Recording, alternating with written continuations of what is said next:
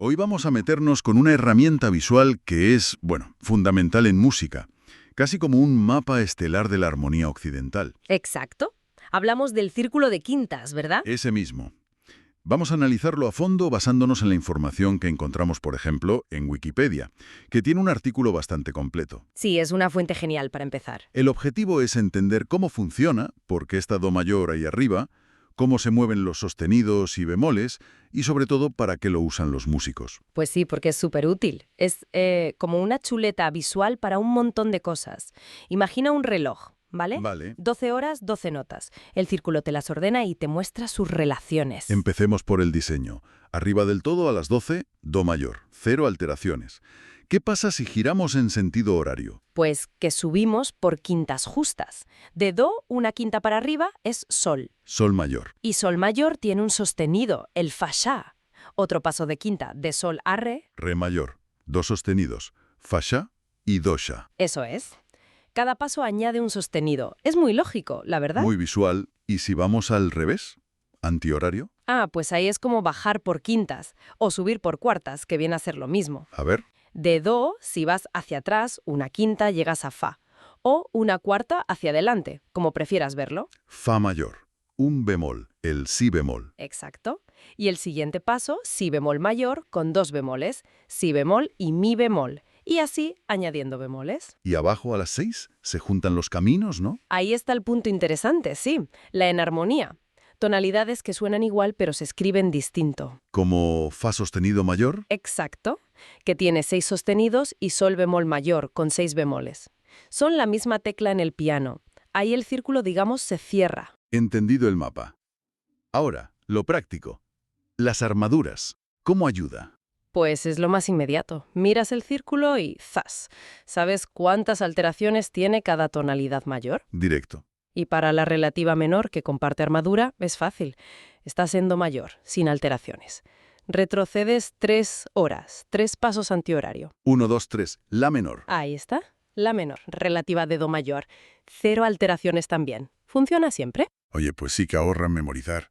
Y para componer o improvisar, eso de que las tonalidades vecinas se parezcan. Claro, es que facilita un montón la modulación. Cambiar de tonalidad, vamos. ¿Por qué? Porque las que están al lado en el círculo comparten casi todas las notas, 6 de 7. Para ir de do a sol mayor, solo cambias una nota, el fa natural por el fa sostenido. Ah, claro. Es un cambio pequeño. Suene suave. Muy suave. El círculo te marca visualmente qué modulaciones son más naturales, más cercanas. Es como una guía de viajes armónicos. Y creo que también tiene que ver con progresiones típicas, ¿no? El famoso II, VI. Totalmente. Esa progresión, que es el pan de cada día en jazz y en clásica también, si te fijas, es un movimiento antihorario en el círculo. Es verdad, movimiento por cuartas. Eso es. Aunque, ojo, es curioso. Teóricos como Richard Franco Goldman decían que a veces el acorde II, el subdominante, aunque esté cerca en el círculo, funcionalmente puede sentirse más lejos de la tónica que otros acordes. No todo es puramente la distancia en el círculo. Interesante ese matiz. Y eso me lleva a la afinación. Dijiste que el círculo cierra en nuestro sistema actual. Antes no. Buena pregunta. Es que ese cierre perfecto, matemático, es gracias al temperamento igual, el sistema que usamos ahora, que divide la octava en 12 semitonos idénticos. ¿Y qué pasaba antes? Con afinaciones más antiguas. Pues que no cuadraba.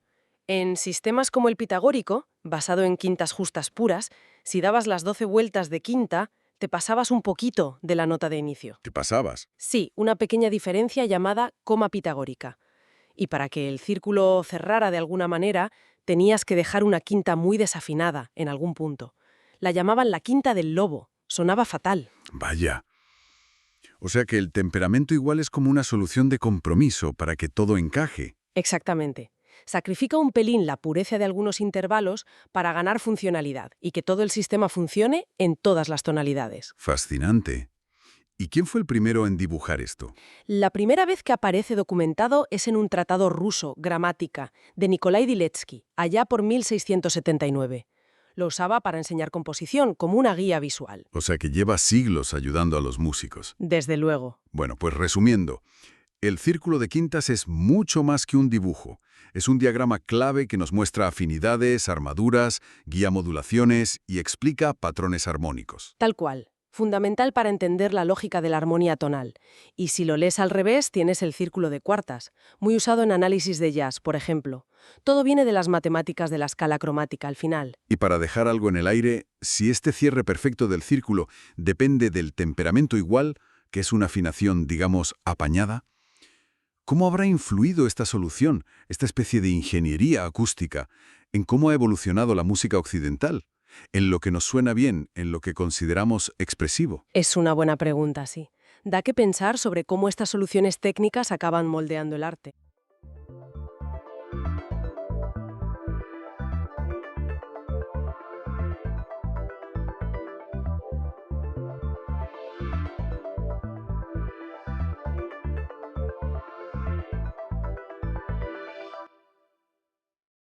Bienvenidas y bienvenidos. Hoy vamos a intentar adentrarnos en una figura fascinante, los druidas.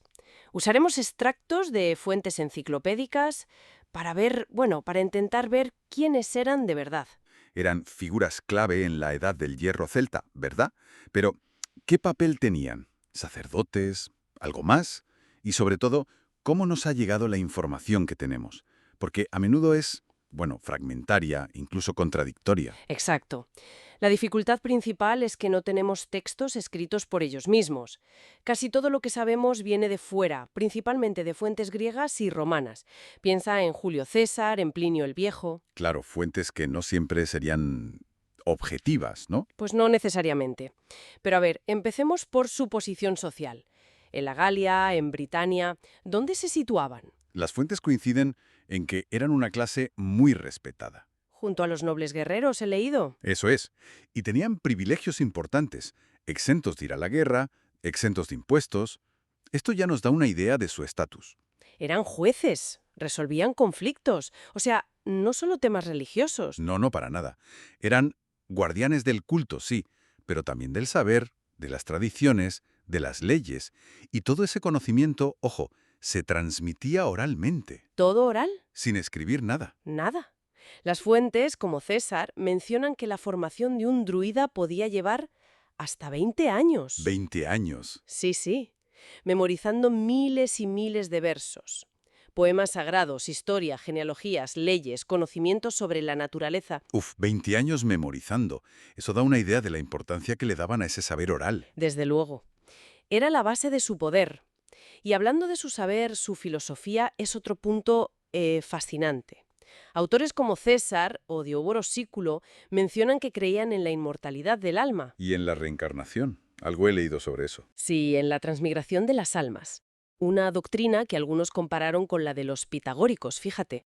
Y no era solo espiritualidad pura, ¿eh? También estudiaban astronomía, los ciclos naturales, la geografía. La conexión con la naturaleza parece central, ¿no? Incluso en el nombre. Podría ser. La etimología de druida es debatida, pero una teoría fuerte la relaciona con el roble, druid, algo así como el que conoce o ve el roble. Vale. Y aquí llegamos a uno de los puntos, más llamativos o quizá más conocidos, los rituales. Plinio el Viejo nos dejó esa descripción tan famosa. La del muérdago. Esa. El druida de blanco subiendo al roble, la hoz de oro. Sí, para cortar el muérdago en un momento astrológico concreto, seguido del sacrificio de 2 toros blancos. Una imagen muy cinematográfica, casi. Sí, pero esas mismas fuentes greco-romanas también hablan de cosas bastante más oscuras, ¿verdad? Sí, hablan de sacrificios humanos. Es un tema controvertido. Describen, por ejemplo, el famoso hombre de mimbre. ¿Una figura enorme donde quemaban víctimas? Suena terrible. Terrible.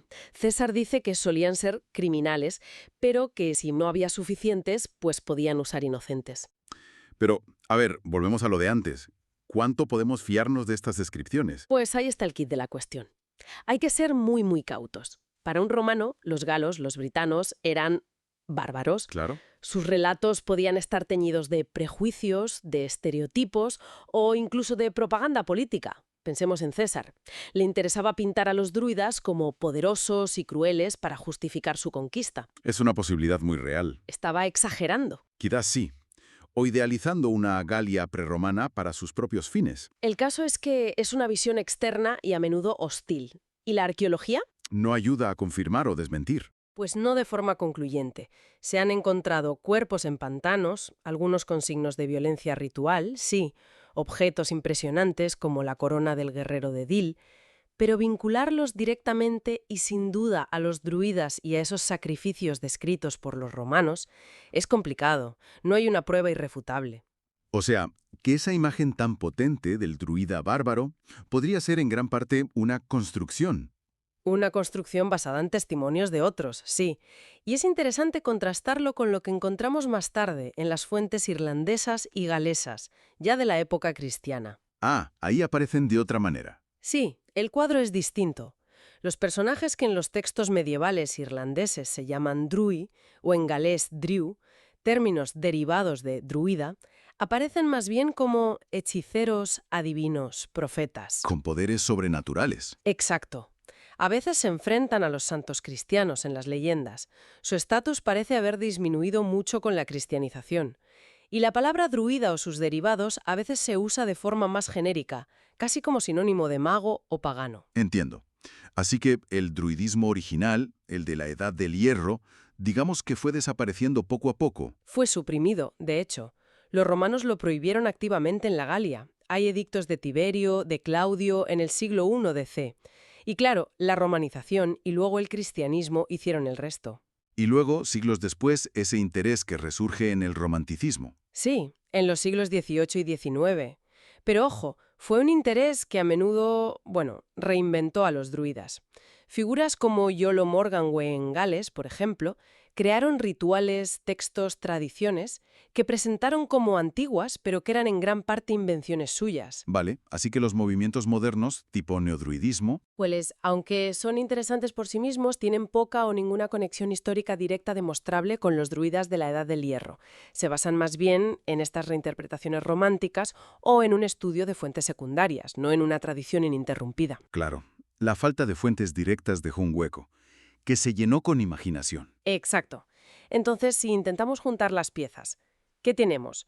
Pues que los druidas fueron, sin duda, una élite intelectual y religiosa muy importante en el mundo celta. Guardianes del saber, jueces, consejeros, quizá filósofos naturalistas, Probablemente. pero casi todo nuestro conocimiento viene filtrado por otros, por romanos que los veían como bárbaros o rivales, o por textos cristianos posteriores que los veían como paganos o magos.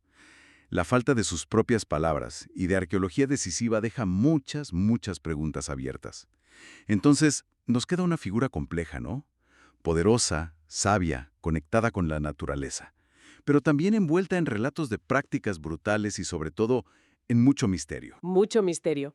Y una figura que ha sido reinterpretada constantemente a lo largo de la historia según los intereses de cada época. Quizá la reflexión es esa. ¿Cómo construimos el pasado con fragmentos, con testimonios que no siempre son neutrales? Y hoy, ¿qué imagen nos queda del druida? ¿La del filósofo? ¿La del sacerdote del bosque? ¿O la del mago de las leyendas artúricas? Es algo para darle vueltas.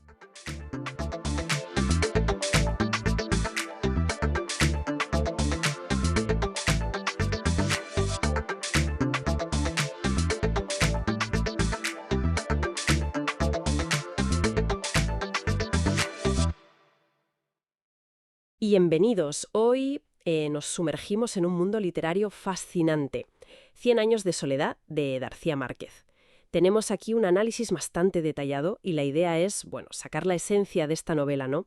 Que es enorme, un pilar de nuestra literatura. Sí, es que hablamos de, la novela que le valió el Nobel a Gabo, traducida a, un montón de idiomas, más de 40, y millones de copias vendidas. Un fenómeno, vamos.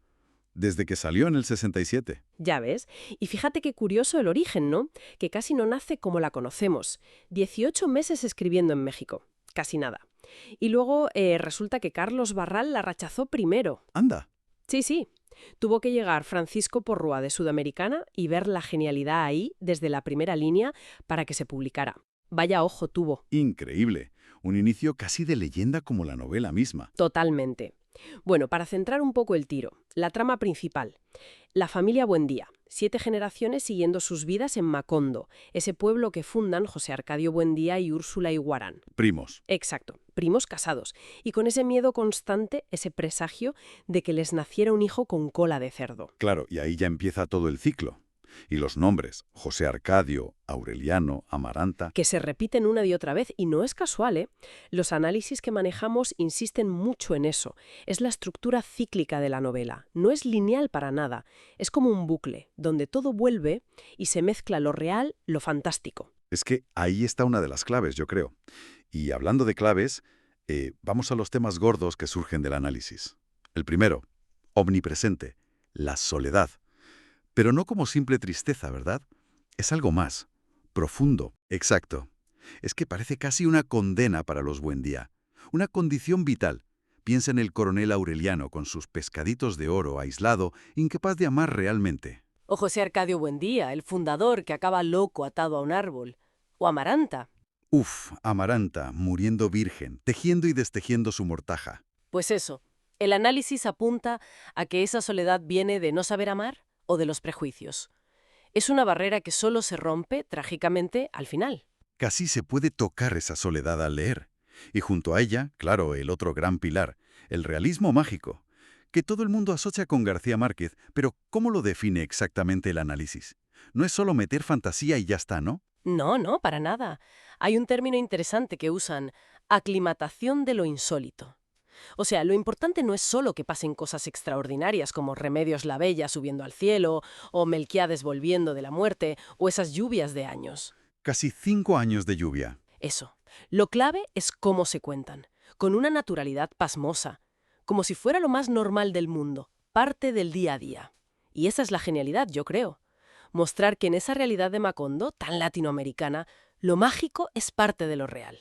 No está separado. Muy buena esa idea de aclimatación. Me gusta. Y bueno, aparte de estos dos ejes, el análisis también recalca mucho el tema del incesto, ¿verdad? Sí, es constante. Funciona como un tabú, pero también como un motor de la historia, desde los fundadores hasta la última pareja.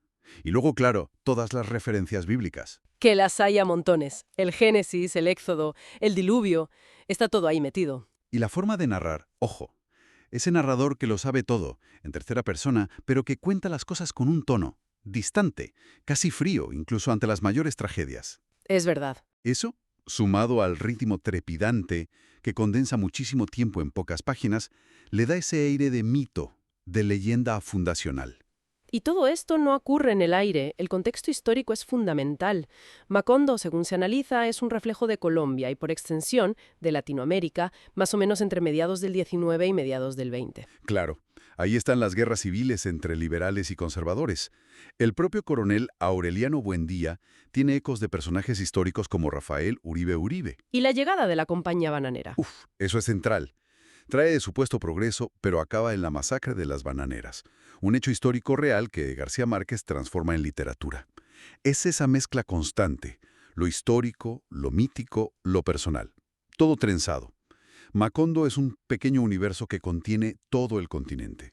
Entonces, resumiendo un poco lo que nos deja este análisis, Cien años de soledad es mucho más que la historia de una familia. Es una alegoría brutal sobre el tiempo, la memoria, la soledad, claro, y la propia historia de América Latina. Un universo denso, fascinante. Una obra total, ¿sí? No es raro que Neruda dijera que era el Quijote de nuestro tiempo. El impacto que ha tenido es innegable. Sigue vivo. Totalmente. Y para cerrar hay una idea muy potente que se extrae del final, de esos pergaminos que descifra Aureliano Babilonia. Esa frase final. Esa misma. Porque las estirpes condenadas a 100 años de soledad no tenían una segunda oportunidad sobre la tierra. Más allá de la historia concreta, esto te deja pensando, ¿no? Si la verdadera condena es esa repetición constante, esa incapacidad de aprender, de romper el ciclo, esa falta de una segunda oportunidad. Una reflexión potente para despedirnos de Macondo por hoy. Con esto terminamos. Hasta la próxima exploración.